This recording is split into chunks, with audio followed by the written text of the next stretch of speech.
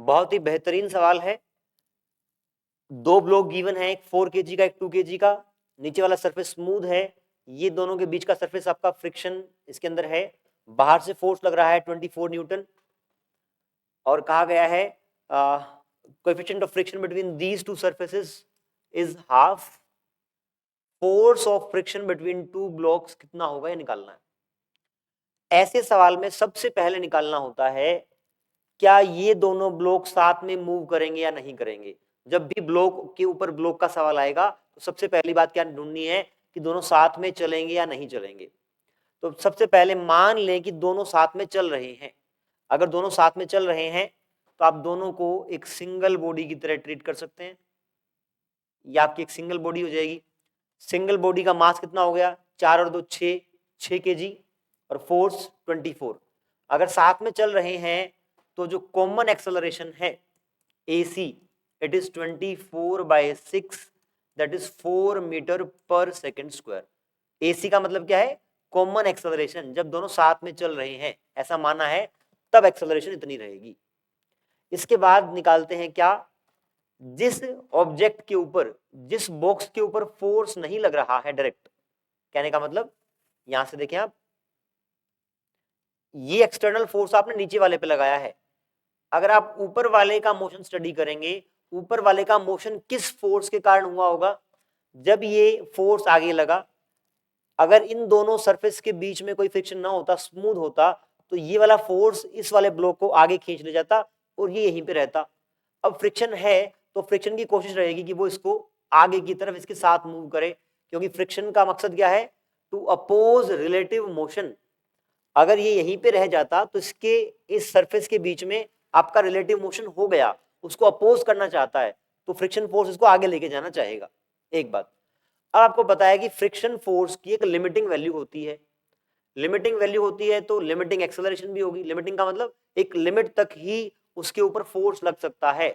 तो यहाँ पे लिमिटिंग फोर्स की वैल्यू निकाल लो, एफ मैक्स, फ्रिक्शन की मैक्सिमम वैल्यू की, म्यू इंटू एन। म्यू कितना है, हाफ, एन कितना हो जाएगा 2 इंटू 10 20। तो 10 न्यूटन का फोर्स मैक्सिमम इस ऑब्जेक्ट पे लग सकता है। इस ऑब्जेक्ट के ऊपर 10 न्यूटन का मैक्सिमम फोर्स लग सकता है और इसका मास 2 है, तो acceleration maximum will be 10/2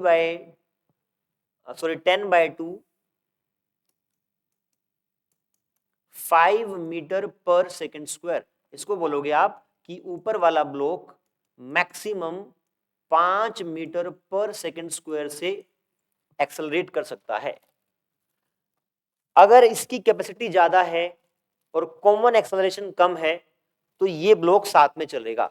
simple सा याद रखें, अगर a max is greater than a common, कहने का मतलब ये ऊपर वाला ब्लॉक 5 मीटर पर सेकेंड स्क्वायर से एक्सेलरेट कर सकता था, लेकिन यहां पर क्या हो रहा है, यहां पर कॉमन एक्सेलरेशन 4 मीटर पर सेकेंड स्क्वायर है, तो वो 4 से ही एक्सेलरेट करेगा। अगर 5 से करता तो वो नीचे वाले ब्लॉक से आगे निकल जाता।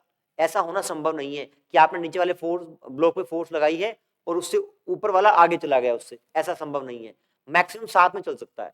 तो अगर मैक्सिमम एक्सेलरेशन ज्यादा आ रही है, इसका मतलब अगर आप फोर्स और बढ़ाओगे तब भी वो साथ में चलने की कैपेसिटी रखता है। कुल मिला के ए मैक्स अगर ए सी से बड़ा है तो दोनों साथ में चलेंगे, है ना, टुगेदर, मूव टुगेदर। ठीक है, अगर ये बड़ा है तो, इस केस में बड़ा है तो साथ में चलेंगे। और इसका उल्टा रिजल्ट आता, कहने का मतलब अगर मैं इस फोर्स को बढ़ा दूं तो आप देखें एसी बढ़ जाएगा, एसी बढ़ जाएगा। अगर इसको 30 कर दूं, 30 कर दूं तो हो जाएगा 30/6 5 मीटर पर सेकंड स्क्वायर, तब भी साथ में चलेगा। अगर इसको मैं 36 कर दूं, 36 करने पे, इस फोर्स को 36 करने पे common acceleration comes out to be 6 metre per second square, और ऊपर वाले की मैक्सिमम 5 ही हो सकती है।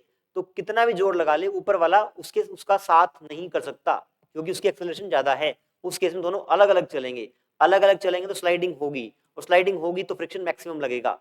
तो अगर वहां पे 36 फोर्स हो, इसकी जगह फोर्स 36 न्यूटन हो, तो एक्सेलरेशन इतनी होगी और वो a मैक्स से ज्यादा है। इस केस में दोनों अलग अलग चलेंगे, अलग अलग चलेंगे तो स्लाइडिंग होगी, तो फ्रिक्शन फोर्स मैक्सिमम लगेगा, दैट इज म्यू एन। लेकिन हमारे केस में दोनों साथ में चलेंगे, साथ में चलेंगे तो साथ वाला एक्सेलरेशन ही आएगा। एक्सेलरेशन कितना है? 4 मीटर पर सेकंड स्क्वायर। अब ऊपर वाले ब्लॉक पे आ जाओ दोबारा। ऊपर वाले ब्लॉक पर फोर्स कौन सा लग रहा है? Friction force.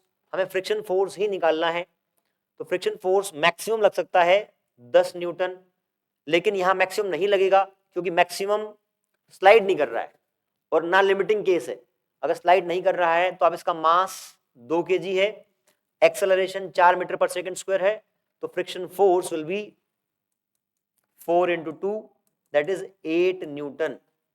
8 न्यूटन का फ्रिक्शन फोर्स लगेगा। सवाल बहुत इंपॉर्टेंट है, एक बार फिर से कंक्लूड कर रहा हूं। क्या? जब भी दो ब्लॉक का सवाल आए फ्रिक्शन का, सबसे पहले आप निकालेंगे दोनों ब्लॉक साथ में चलेंगे कि नहीं चलेंगे। कैसे निकालेंगे?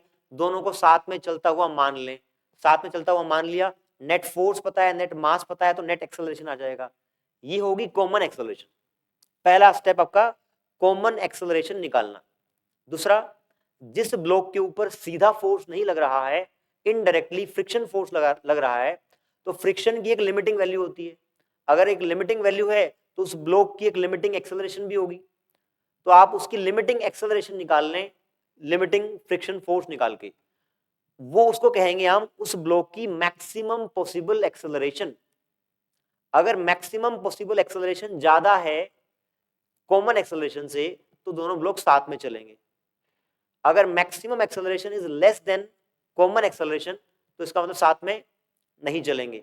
अगर साथ में नहीं चलेंगे तो फ्रिक्शन फोर्स लिमिटिंग केस वाला ही लग रहा होगा क्योंकि स्लिपिंग हो रही है। अगर साथ में चलेंगे तो आपने जो कॉमन एक्सेलरेशन निकाली है उससे ही चलेगा आपका ऑब्जेक्ट, और उसका मास मल्टीप्लाई कर देंगे तो उतना फ्रिक्शन फोर्स लगेगा, मैक्सिमम नहीं लगेगा। इसको आप 2-3 बार आराम से देखें, very important question. Thank you very much.